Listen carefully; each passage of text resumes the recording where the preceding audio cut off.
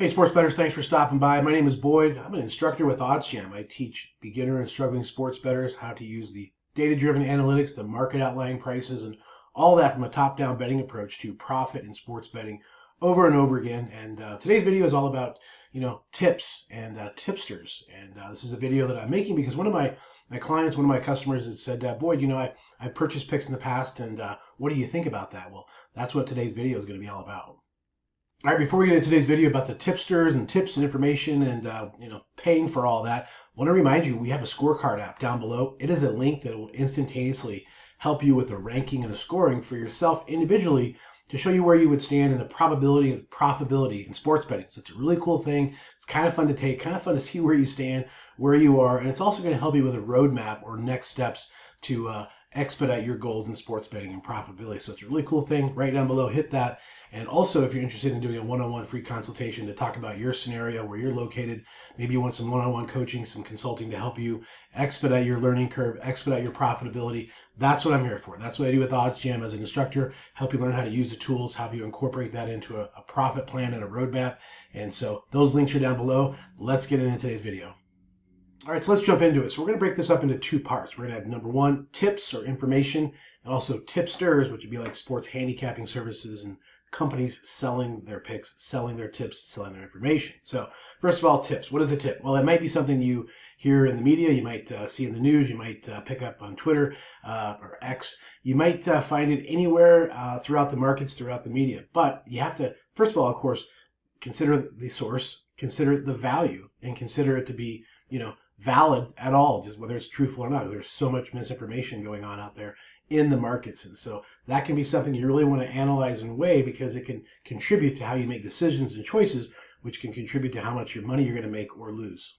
So I think if you were to weight these tips and weight the information, you really want to understand if it's player related, if it's player participation rated, is it injury, is it weather, maybe something's changed along those lines. But really, if it's something minor, something very insignificant, you really want to put a lot of weight in that. And also, you really have to understand all these tips and all this information.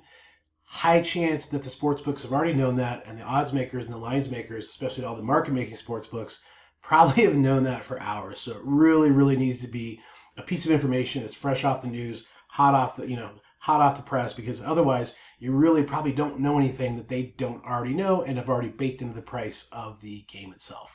All right, now let's talk about tipsters. Tipsters are people like handicapping services, handicapping sales companies, trying to sell you information, sell you the picks so you can profit and you can make money. Well, I can promise you the only one making any money is them. And I can promise you, you will not. And over the course of the last 35 years, I've done it, being young and dumb. I've tried it. I've spent money on picks, and believe me, it's never a profitable situation for many, many reasons. Let's talk about a few of those. First of all, the lines and the odds they give you are more than likely not the lines and the odds that you could have achieved if you'd been in a good position to use the data-driven tools to find them on your own. So again, why would you trust and why would you take that information for something that's lost all the value? And in the meantime, there's a good chance they're giving half the people one side, half the people the other side. Let's look a little bit further than just my opinion on this being a really bad, dumb idea as far as paying for handicapping services and paying for picks.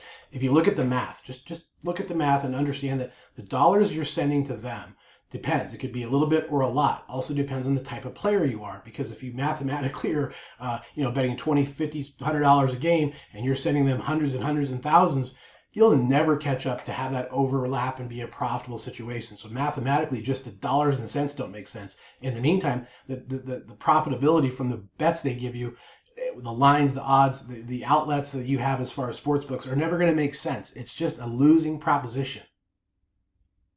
Why wouldn't you educate yourself, help yourself, get the tools, get the knowledge so you can do it on your own. You can be profitable on your own mathematically over and over again. All those dollars you would have sent out to a losing situation, you can add that back to your bankroll and help yourself for the years and years to come.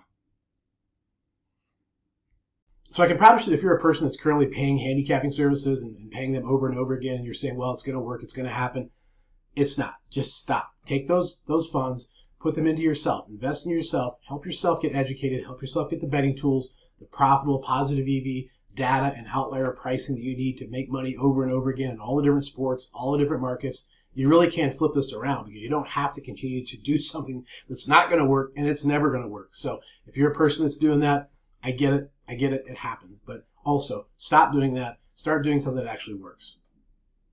And here's the last tip I'll give to you. It's going to be very beneficial. If you get constantly hounded, text messages and phone calls from these people, these high-pressure salesmen, just let them know, hey, why don't you send me $500 and I'll send you my picks. Flip it around. Let them know that you're not interested. Take me off your list. And again, if they want to send you money, maybe you can have dialogue, but that's just not going to happen.